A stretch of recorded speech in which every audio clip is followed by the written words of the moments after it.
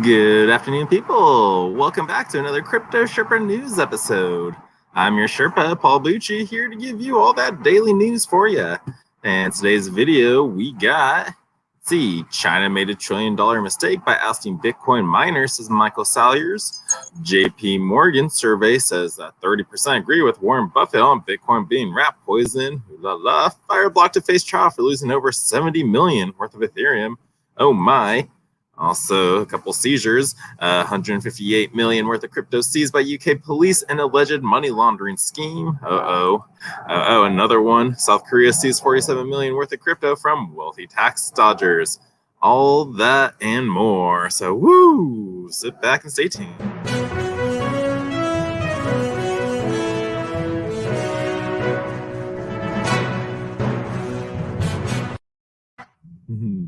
There we go. Super short, super sweet. Boom. Let's dive right on the news. But first, if you would like to, please leave this video a thumbs up, share this with your friends, like and subscribe for learning to get into the cryptocurrency world. You want to learn how to? I'm going to post some videos on my Patreon account, which you can take your phones and scan. Bam. That QR code right there. Also, I got a link down below. And if that doesn't suit you and you need some on-hand personal training, I am working on my website. So where you can hire me and I'll be that training wheels to get you all set up in the crypto world. So there we go. There's my little spiel. Let's dive right onto the news. Let me share my screen with you. Pull up that news article. There we go. Double check I'm here. Awesome. All right. So yes, China made a $1 trillion mistake by ousting Bitcoin miners, says Michael Saylor. By ousting the Bitcoin miners from its borders, China made a $1 trillion mistake, argued that CEO of MicroStrategy, Michael Saylor. During a recent interview with Bloomberg, the prominent Bitcoin bull spoke about the adverse short-term effects of China's recent crackdown on Bitcoin mining. While he acknowledged the hash rate and price declines, Saylor believes this mistake from Asian country will provide an excellent opportunity for others. As Crypto Potato reported previously, the world's most populated nation intensified its crackdown on the cryptocurrency space this year. More specifically, the Asian superpower went after Bitcoin miners, ordered them to cease operations, citing environmental issues. Oh man, I feel like I got a sneeze coming. Oh, don't you hate that? Whew, I think I need to trim the nostrils. It comes. Let's continue on. Being the country with the largest share of BTC mining, these actions impacted the network immediately. Not only prices started to tumble, but the hash rate dumped to a multi-month low. Some reports indicated that some miners are relocating to other countries like Kazakhstan and the US, but the process will take time, which is why the metric fails to recover while it awaits a subsequent difficulty adjustment. Well, if people don't want to go there or there, it's pretty simple. If you want to go to a crypto-friendly place, go to El Salvador. The Bitcoin gets you dual citizenship, says the president there. Let's continue on, but Michael Saylor touched upon the worrying topic while speaking to Bloomberg and attributed the price drops to Chinese miners being forced to liquidate their positions. While talking about China's decision to oust miners, he called it a $1 trillion mistake for the country, which could actually provide opportunities for others. China had a 50% market share of Bitcoin, and they were generating $10 billion a year, and a business that was growing 100% year over year. And then the government cracked down on it and squeezed the entire industry out of China. I think that given the growth rate of Bitcoin, this will turn out to be a $1 trillion mistake for China. Although he admitted that a nation as powerful as China could afford to make a $1 trillion mistake, he still classified the move as a tragedy. Nevertheless, the low prices are a great opportunity for Western investors, including the company he runs, to accumulate more portions of the asset at a discount. Saylor believes North American Bitcoin miners will also benefit from this because their cost is the same, but they are going to generate 50% more revenue or 75% more revenue for quite a while. So there you have it. That's why what Michael Saylor thinks China made a $1 trillion mistake. Sure, they can probably afford to do it, but it just shows the opportunity elsewhere. So if you're in America or an air spot with not so many sanctions, yeah, do it. Like start mining, get some mining farms going. That's on you. But yeah, awesome. So I love Michael Saylor here in the news and how he keeps promoting. He's definitely a Bitcoin maxer, but he is doing such good for the network. Alrighty, let's move on to some FUD news, which I like to see. JP Morgan surveys 30% agree with Warren Buffett on Bitcoin being rat poison. During a little bit of a dip going on, why are people like banks going out so much information saying don't buy it? Why would they say that when they still collect it themselves? I just wonder. Let's read the article. Nearly half of the participants of the JP Morgan survey opened that crypto is either a rat poison or a temporary fad. A survey conducted by Americans multinational investment bank JP Morgan Chase & Co. revealed that most big investors do not find the crypto market appealing, as only 10% of the participants asserted they trade digital assets. Moreover, 30% of people agreed with Warren Buffett's opinion that BTC is a rat poison. The American Institute investors stay away from crypto. JP Morgan Chase & Company surveyed around 3,000 U.S. investors, more than 15,000 institutions. The vast majority of the participants, 90%, said their companies don't invest in digital assets, as 80% of them asserted they would never enter the crypto market. It is worth noting that nearly 30% of the surveyed shared a similar opinion, with a crypto disbeliever, Warren Buffett, that Bitcoin is rat poison. An additional 16% of investors stated that primary digital asset is a temporary fad. 4/5 of the participants raised hopes for tougher restrictions on dealing with crypto. At the same time, almost every single attendant open fraud in the space was somewhat of a very much prevalent. On the other hand, 40% of investors affirm that they have been active on the crypto market with their personal investments. The younger generation is fond of crypto. Another recent survey conducted by Spectrum Group revealed that most of the rich millennials in the US think differently. According to results, almost 50% of young investors with at least $1 million in their portfolio have staked no less than 1/4 of their wealth in cryptocurrencies. A further 30% of the poll participants have allocated more than half of their assets in the crypto market. The president of Spectrum Group, George Walper, explained why the younger generation find the market so attractive. He goes, "The younger investors jumped on it early when it was not as well known. They were more intellectually engaged with the idea, even though it was new. On the other hand, the majority of oldest investors owning at least 1 million are not keen of digital assets, as 83% of them do not believe in them. As a matter of fact, only 1 in every 10 keeps more than 10% of their funds in cryptocurrencies." Older investors and the boomers were largely saying, "Is this legal?" Older generations further behind on the understanding. So yeah, older investors are going to say, like, is this legit? Is this legal? Because they don't understand it. Like, this is simple technology boom going on. Like, what was that, a couple hundred years, or was it 1,000 years? How we were dealing with gold and silver in the Roman days, and then we have our own currency a couple hundred years ago, or is it 50? Our currency, the U.S. currency, is not that old, but then we have our coins that are made with silver and copper, and then over the years, you start noticing that the coins are having a little less silver on it, or a little less copper, and another thing going on. Pretty soon, now we're seeing places not even accepting dollars or exact change only. So we'll see what's to come. I see younger generation as adopting it because they know the future.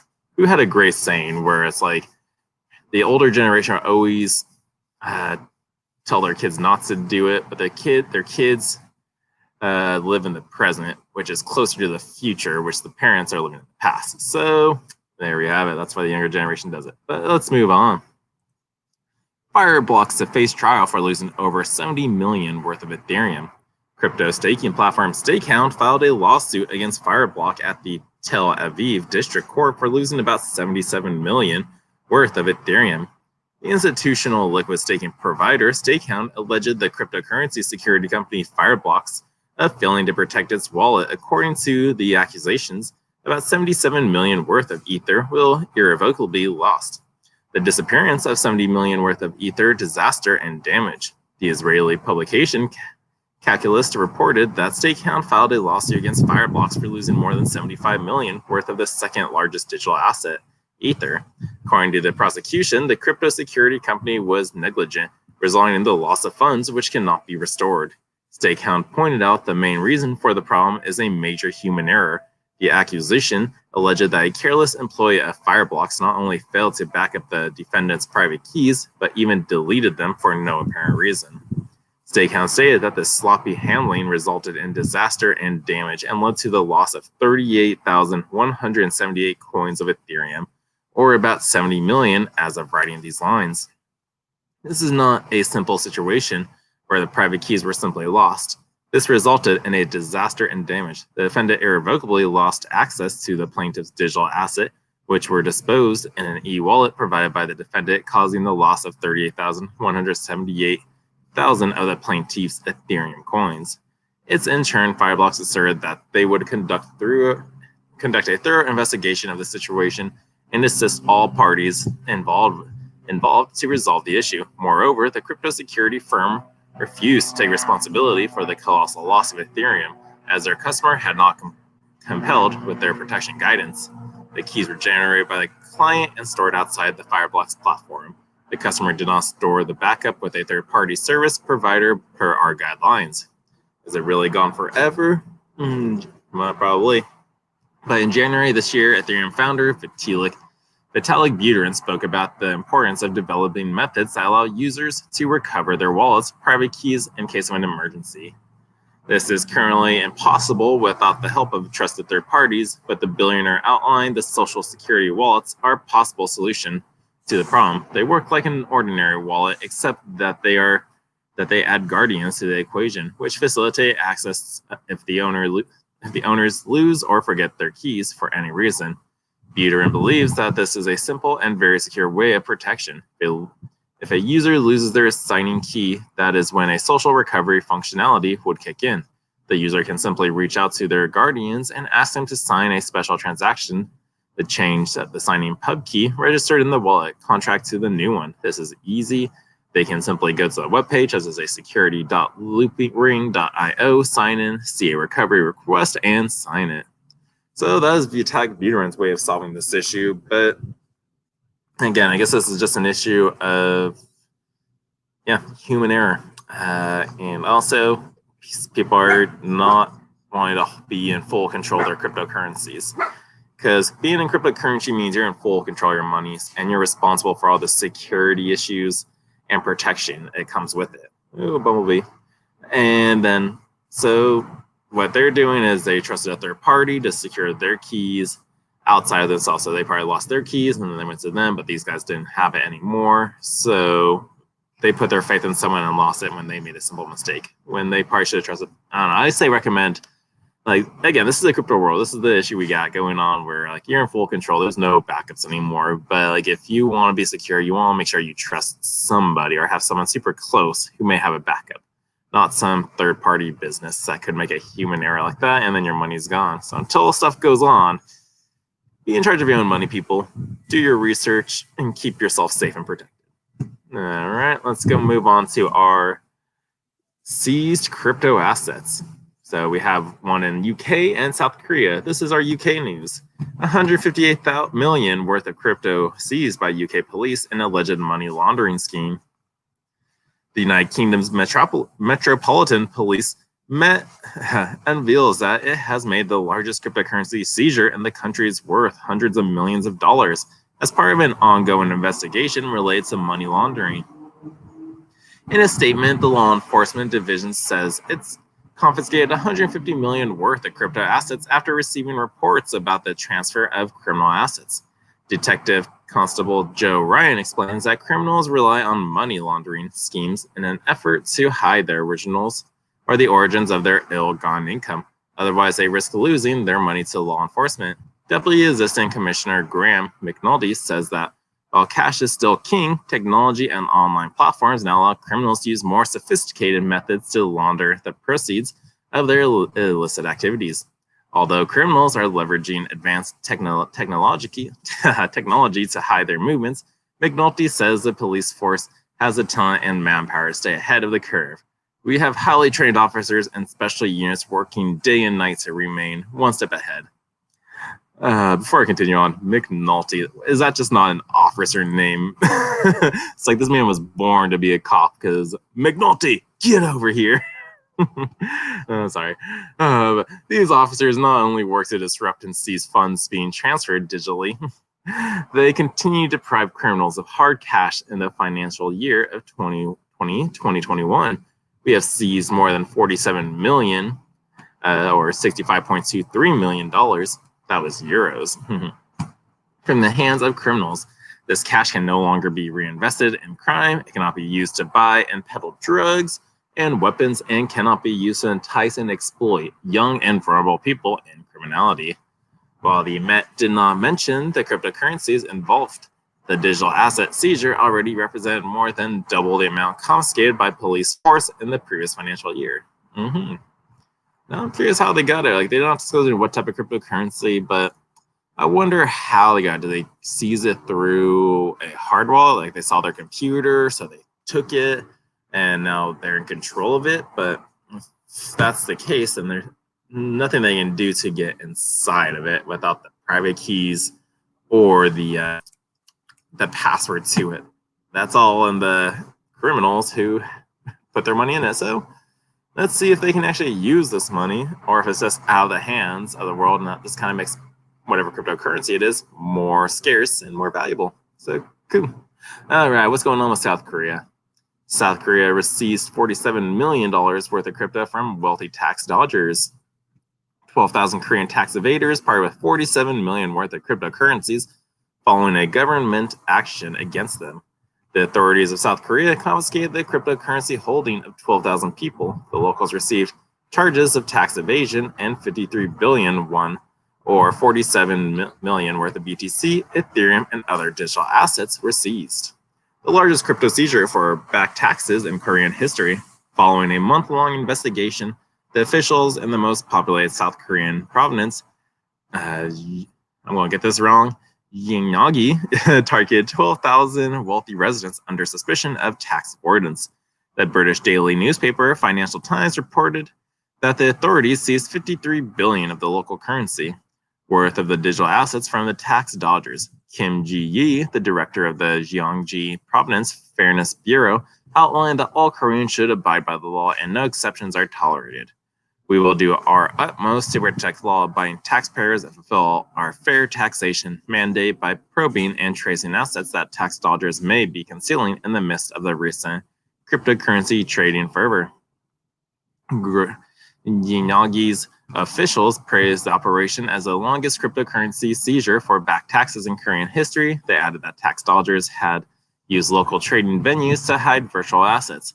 Interestingly, a famous television host and doctor among the 12,000 wealthy Koreans with confiscated digital assets. Let's go. So South Korea's crypto regulations. The Asian country is one of the most active crypto markets worldwide. However, Korean officials have put strict legislations on dealing with the digital assets. For example, in March this year, the country's financial regulator, the Financial Services Commission, FSC, announced new possible penalties for cryptocurrency exchanges based on operating in South Korea if they fail to comply with existing anti-money laundering (AML) rules. More precisely, these are the requirements: failure to report suspicious transactions, activities, failure to keep relevant data on such transactions, and failure to keep separate management of customer transactions records. Additionally, the Korean government plans to implement a 20% tax on profits gained from digital assets trading next year. Interestingly, most locals were in favor of such a rule. Survey revealed that nearly 54% of the poll participants backed up by the government's taxation plans, while only 38% were against them. It is worth noting that females and older Koreans were most supportive of the idea. On the contrary, younger generation and males opposed of it. So yeah, there you go. Tax people trying to avoid their crypto taxes.